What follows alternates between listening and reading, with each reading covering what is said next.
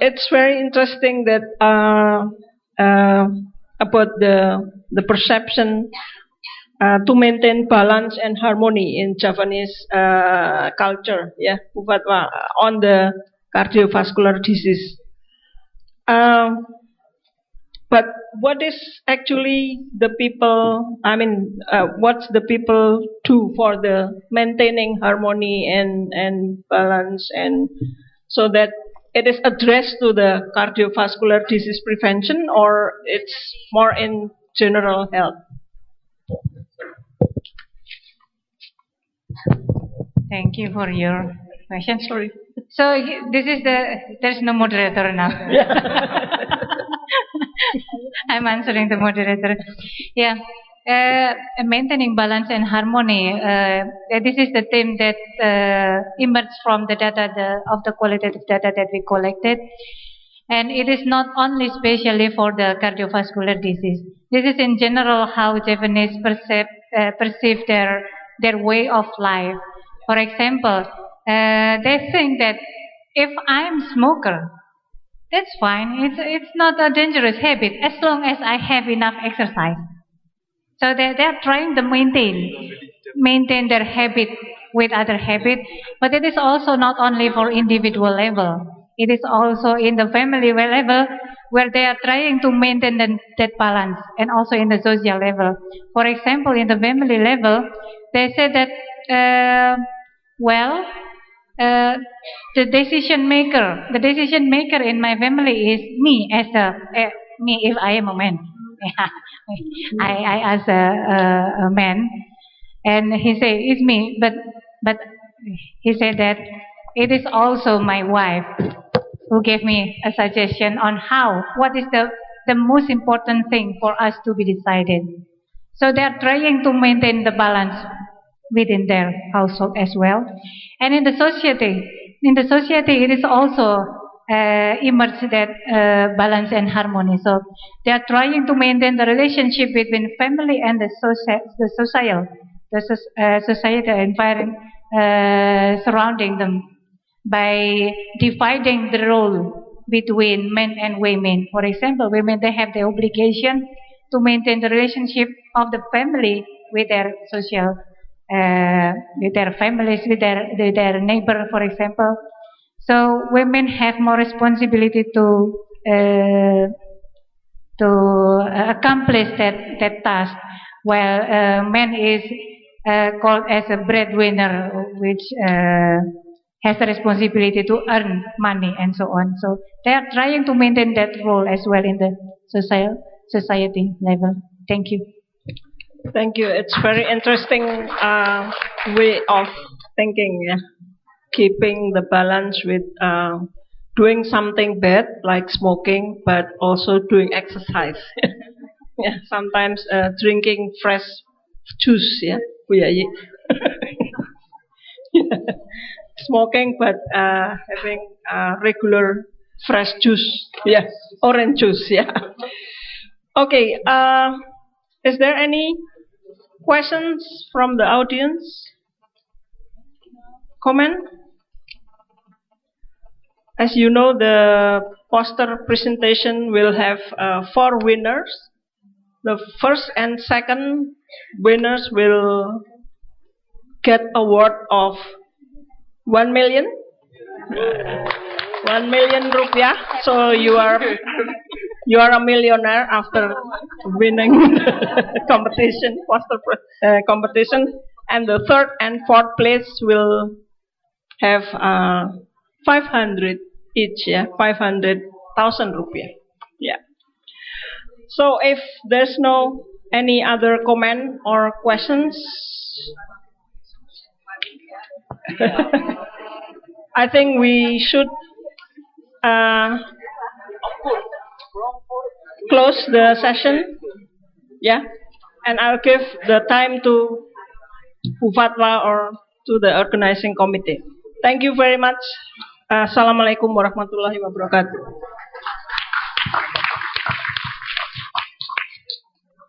Thank you for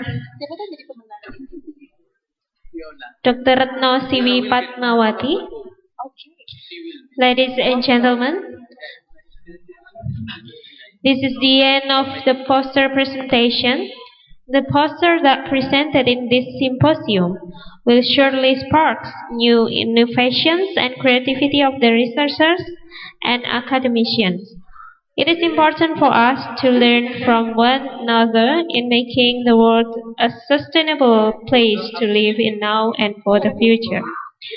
And then, ladies and gentlemen, to sum up today's International Symposium on Research Policy and Action to Reduce the Burden of NCDs, I would like to invite Dr. Yodi Mahendrata to give the synthesis of this symposium.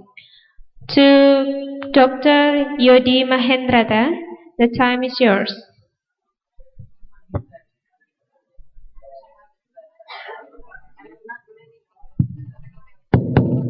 That's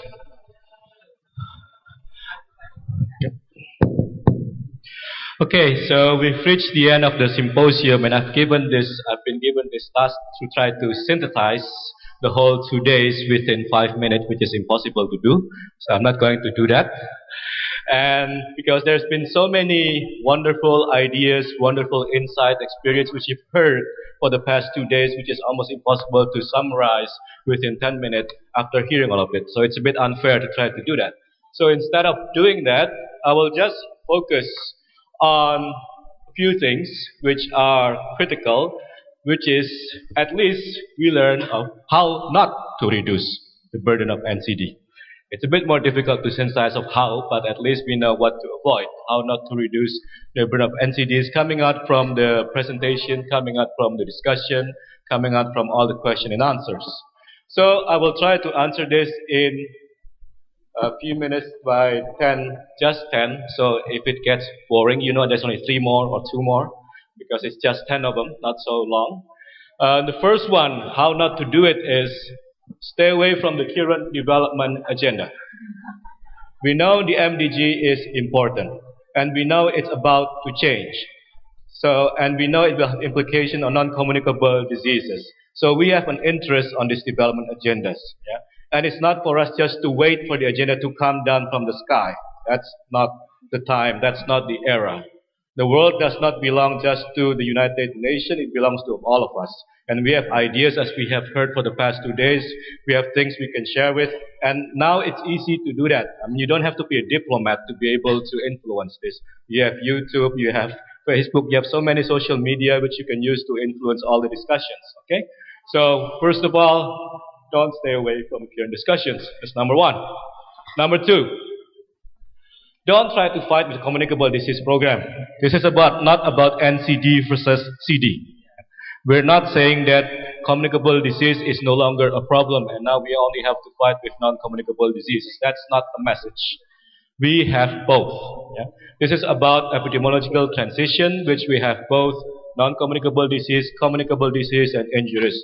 We're not about fighting for NCD only, but we need to fight all of them. So it's about more of highlighting that NCD is becoming an issue also in parallel to communicable disease. So don't just have a narrow mind about non-communicable disease alone. That's number 2. Number 3, don't get trapped into vertical program strategy. If you see some of the discussion in the beginning, some of them could lead at the end of vertical program.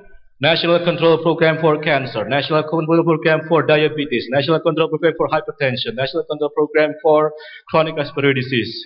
That doesn't work. And we know it from the past. We need more health system cross-cutting intervention. As you see from Pak Krishna's presentation, health system strengthening is essential to be able to fight NCD. Okay, so not just a standalone vertical program approach. That's number 3. Number 4, this is in regard to the presentation of Dr. Lutfan and also Maria.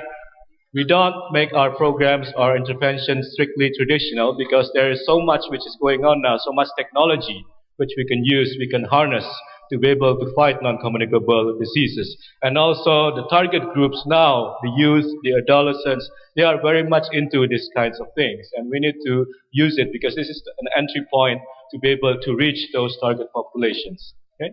So don't keep it just conventional, classical, traditional. Use the appropriate technology which is out there, as has been shown by the presentation. Number 5, don't rely on strictly technical interventions. From the poster presentations, we saw that social determinants are very important, that social economic factors matters a lot. Okay, so if you just stick to just targeting things technically, it's not going to have a lot of impact because there's a lot of social determinants around it which you also have to consider. So if you just stick to it, you will not be able to make an impact. Number 6, don't consider climate change as irrelevant to NCD. Remember yesterday, most of us would probably think that this is not connected between climate change and non-communicable diseases. It seems like something which is very far apart. They are not, as you see it from yesterday. It's very much related. Climate change has an impact on non-communicable disease, and climate change policy have co-benefits to non-communicable disease. Okay, so we have to also consider climate change and have to keep climate change in mind if we want to address non-communicable diseases effectively. Number 7, don't take shortcuts. We saw from all the presentations that it takes time. You cannot do it overnight, and there is steps. There are phases. If you remember Patrice's presentation for health systems, I think there were several phases you have to go through. If you remember Maria's presentation for community intervention, you also have phases you have to go through. So we cannot rush it. We have to take it step by step, and we have to be a bit more patient than we used to because it takes time to be able to do it. Remember, in Australia, it took 30 years to control tobacco. So that's a long time. We need to take time to take it gradually and stepwise. Number 8, so 2 more, don't worry, almost finished. Don't bother to evaluate. That was also highlighted by Maria. We've done so many things in Indonesia. Unfortunately, our bad habit is we don't evaluate. If you try to search the journals for what is happening in Indonesia, you can find hardly anything compared to what is published from other countries because we don't bother to evaluate and publish.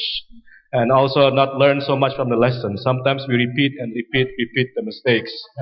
So it's very important to evaluate what we do and publish it so that it becomes lessons for everyone in implementing all the other interventions. That's number 8. Number 9, don't forget the community. That comes out very strongly in all the poster presentations and also the previous session on the morning sessions that it's not going to happen without community engagement. So don't even dream that you can fight NCD if you don't engage the community. Yeah? Then the last tips, unfortunately we cannot forget the politicians. Most of us doesn't like to work with politicians. I mean, it's nice to do just technical works. But unfortunately, health is about politics. 70% of health policy is more political than technical. So whether you like it or not, if you want to fight Vietnamese NCD, you have to work with the politician. That's it, my 10 tips. Thank you for your attention. Thank you, Dr. Yodi. And then we have come the end of our international symposium. To visually close the international symposium on research, policy, and action to reduce the burden of NCD, I would now kindly ask the distinguished chair of the organizing committee, Dr. Fatwa Sari Tetradewi, to give brief remark and then visually close this event. To Dr. Fatwa Sari Dewi PhD, the floor is yours.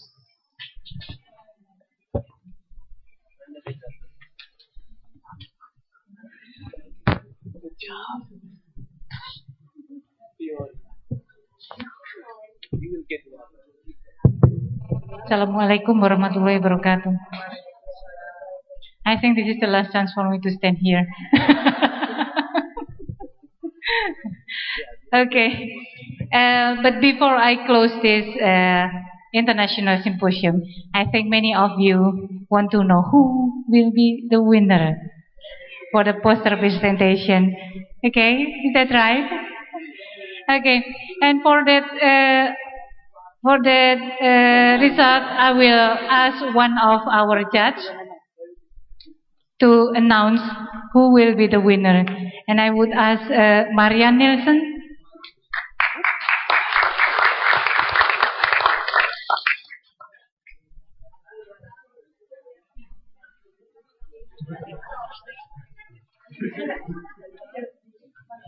Okay, so I would like to start again by just saying that I've been very impressed of your work. It's been a pleasure listening to the presentations.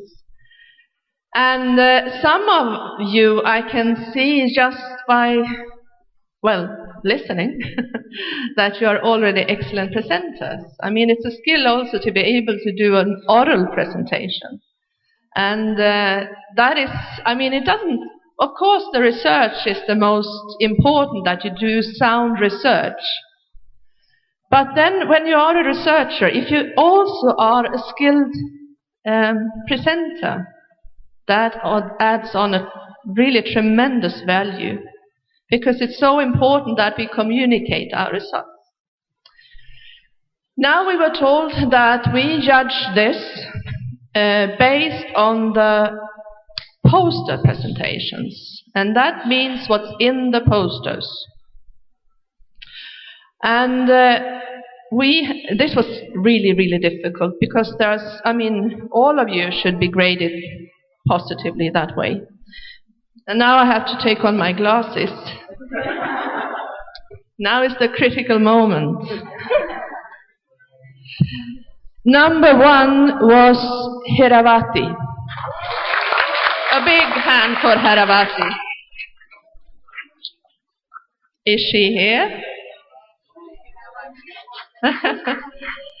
And I should say that it was based on the subject's relevance, and that goes for all the presentations being graded. The subject relevance, the aim, the method, or the process, because some of the projects were more descriptions, and the design's clarity of the poster. So Heravati, should we ask her to come forward? Yeah, please come forward.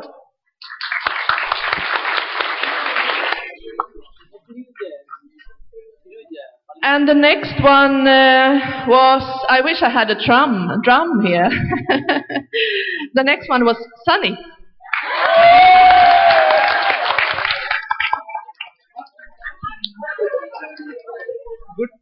And of course the betel nut, I would say, doesn't exist everywhere. But India is a very big country, and it's a very big problem in that country. So we think it's also a subject of high relevance.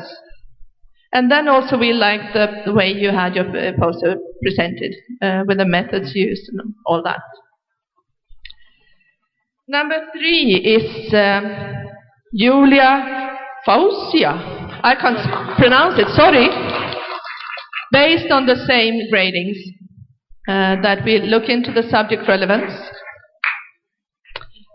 the aim, method, and also the design and the clarity of the poster.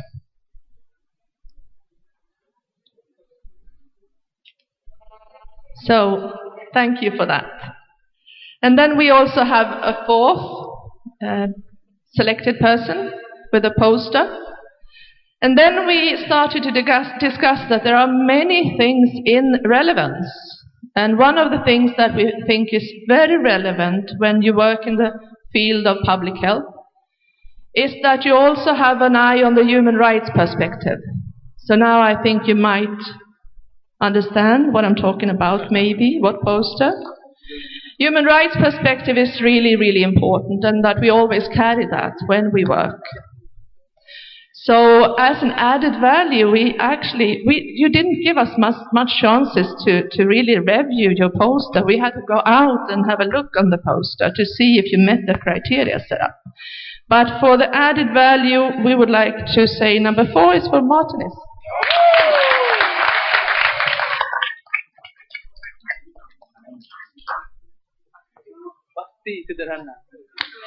So, and now when I also look, we've met the gender perspective. And that also makes me happy. And for the rest of you, I would like to say that, you were all very close. And this is also partly subjective, of course, when you grade like this. But you were all very close, and I would really say that all the luck with your continued important work. Thanks.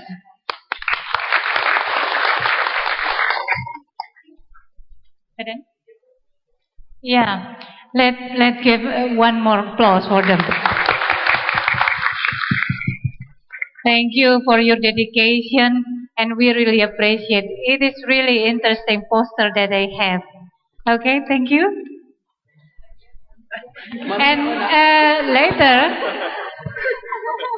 later, please, for the winner, will you please go to the registration desk to take what Yeah, to take the prize.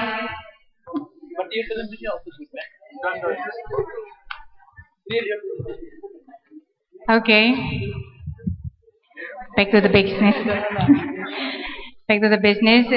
On behalf of Vice Dean of Research Collaboration and Postgraduate Studies, Faculty of Medicine of Gadjah Mada University, it is a great pleasure for me to stand beside you again. 4th or 5th times, thank you, I think. Thank you for attending this international symposium. We have heard so many new ideas, new approaches, and it is really interesting on how we can grasp so many ideas within very short time. It gave us a more comprehensive understanding of what is the non-communicable disease and what we need to do with non-communicable disease. But this is not the end. This is not the end. The enemy is still there. So we hope that after this symposium, we hope that we are still working hard to combat the non-communicable disease. How to find the best strategies based on what already expert presented for 2 days, and we really can go hand in hand to tackle NCDs. Although we do not get proper attention, I think a great contribution from the experts, what they already shared to us, it is very important one, and we hope that we can share all these inspiring ideas, inspiring approaches, inspiring strategies to other colleges who do not have an opportunity to come here. And I would like also to thank to my colleges for their hard work to bring this symposium to you. And we would like also to thank to all the experts, both from Indonesia and also from abroad, from Umeå University, from other university, Melbourne University, Heidelberg University, WHO, for their dedication to share their experience and their knowledge in this symposium. Perhaps this is a good start for us to really think what we need to do the next. We can start think globally but act locally. So think that the problem is so big in this world, and we should start from where we are now.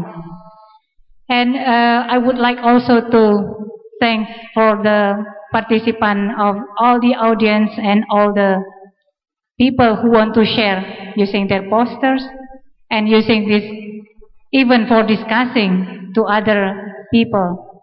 So I would like to thank for you all for this international symposium. We also would like to express our apology if you feel that there is any uncomfortable during these 2 days. Perhaps on the first day you have very long queue, and we should ask apology for that. We're really happy to serve you, and we are really glad to see your enthusiasm, spirit for attending this symposium.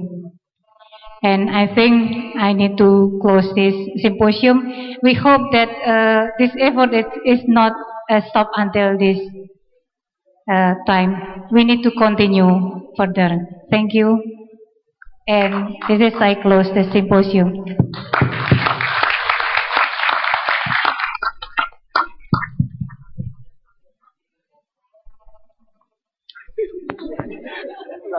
Thank you, Dr. Patwa. And congratulations for the winner. Distinguished participants, we have come to the end of International Symposium on Research Policy and Action to Reduce the Burden of NCDs. And I would like to inform you that after the session, all of you can get the certificate and also the CDs in the registration desk. And thank you for your participation.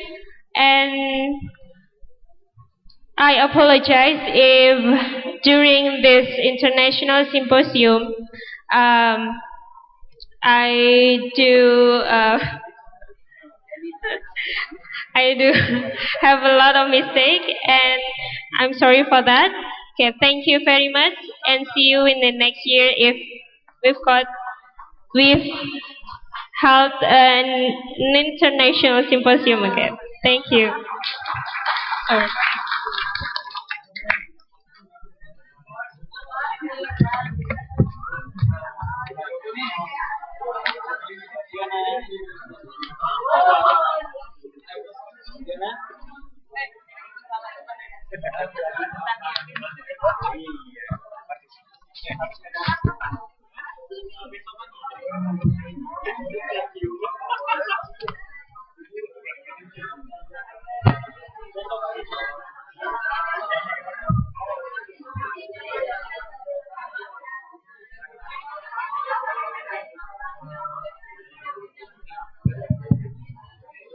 Okay, for all of the participants, we would like to invite all of you to collect the evaluation form in the front